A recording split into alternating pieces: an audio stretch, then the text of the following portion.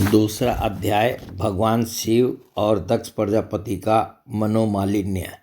विदुर जी ने पूछा, ब्राह्मण प्रजापति दक्ष तो अपनी लड़कियों से बहुत ही स्नेह रखते थे, फिर उन्होंने अपनी कन्या सती का अनादर करके शीलवानों में सबसे श्रेष्ठ श्री महादेव जी से द्वेष क्यों किया? महादेव जी भी चराचर के गुरु, वैर रहित, शांत मूर्ति, आत्माराम और जगत के परम आराध्य देव हैं।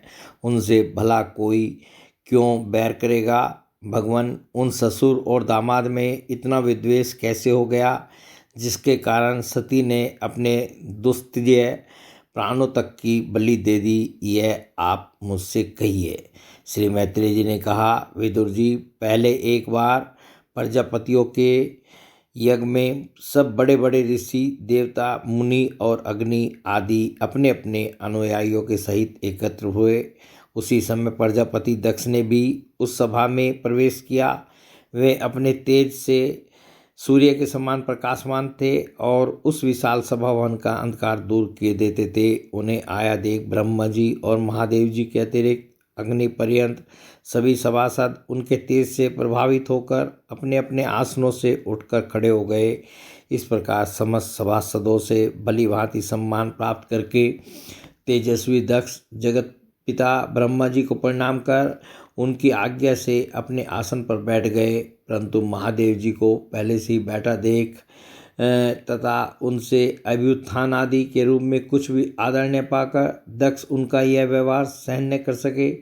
उन्होंने उनकी ओर टेढ़ी नज़र से इस प्रकार देखा मानो उन्हें वे क्रोधाग्नि से जला डालेंगे। फिर कहने लगे, देवता और अग्नियों के सहित समस्त ब्रह्म ऋषिगण, मेरी बात सुने।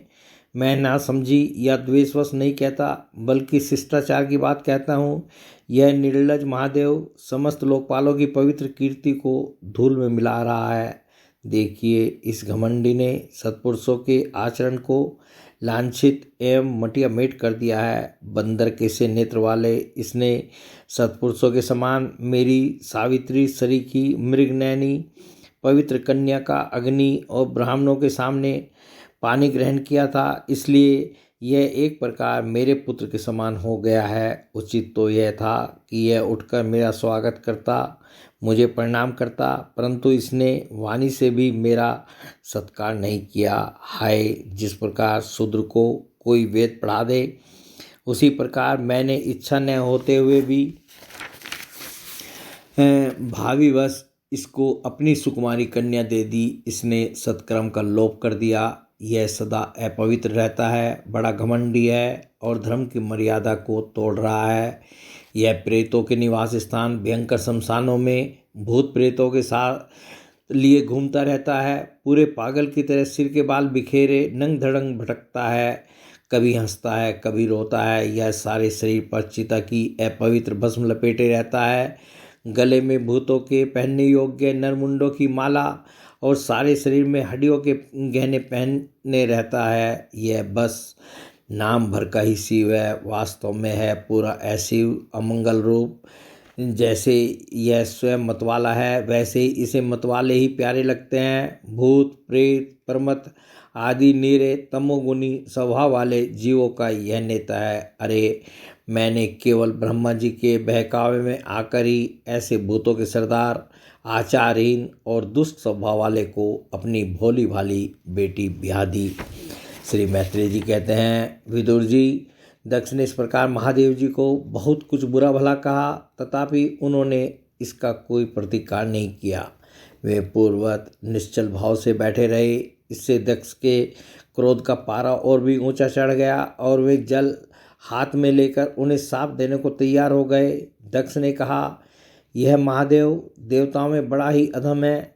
अब से इसे इंद्र, उपेंद्र आदि देवताओं के साथ यज्ञ का भाग न मिले। उपस्थित मुख्य मुख्य सभासदों ने उन्हें बहुत मना किया, परंतु उन्होंने किसी की न सुनी। महादेव जी को साप दे ही दिया।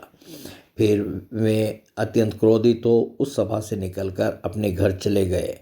जब श्री शंकर जी के अनुयायियों में अग्रगण्य नंदीश्वर को मालूम हुआ कि दक्ष ने शाप दिया है, तो वे क्रोध से तमतमा उठे और उन्होंने दक्ष तथा उन ब्राह्मणों को जिन्होंने दक्ष के दुर्वचनों का अनुमोदन किया था बड़ा ही भयंकर शाप दिया। वे बोले, जो इस मरण धर्मा शरीर में ही अभिमान करके किसी से भी द्रोह न करने वाले भगवान शंकर से द्वेष करता है, वह भेद बुद्धि वाला मूर्ख दक्ष तत्व ज्ञान से विमुख हो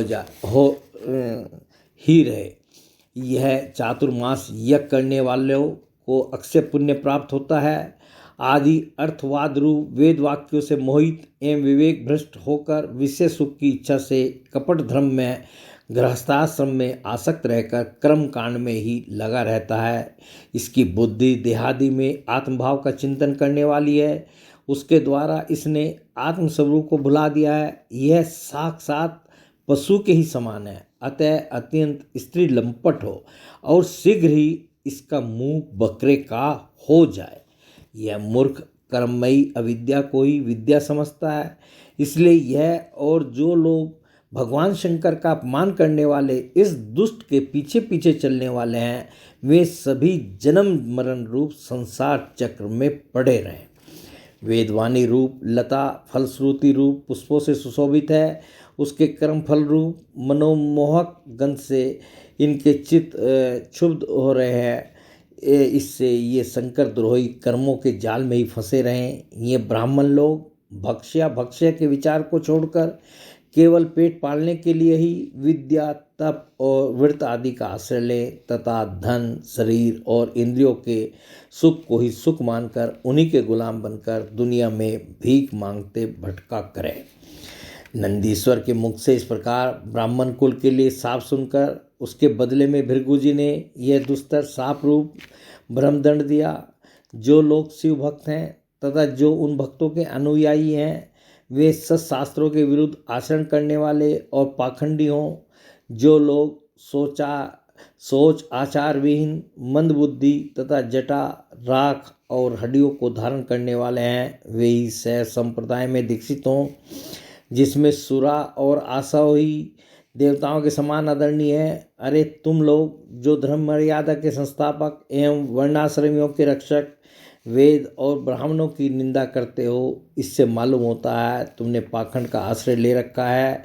यह वेद मार्ग ही लोगों के लिए कल्याणकारी और सनातन मार्ग है। पूर्व पुरुष इसी पर चलते आए हैं और इसके मूल साक्षात श्री विष्णु भगवान हैं। तुम लोग सत्पुरुषों के परम पवित्र और सनातन मार्ग स्वरूप वेद की निंदा करते हो, इसलिए उस पाखंड मार्ग में जाओ जिसमें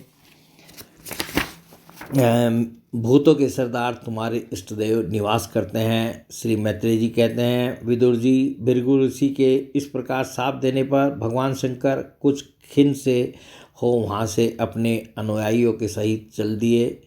वहाँ प्रजापति लोग जो यज्ञ कर रहे थे उसमें पुरुषोत्तम श्री हरि ही उपास्य देव थे और वह यज्ञ 1000 वर्ष में समाप्त होने वाला था। उसे समाप्त कर उन प्रजापतियों ने श्री गंगा यमुना के संगम में यज्ञांत स्नान किया और फिर प्रसन्न मन से वे अपने अपने स्थानों को चले गए। बोले भगवान श्री कृष्ण की जय।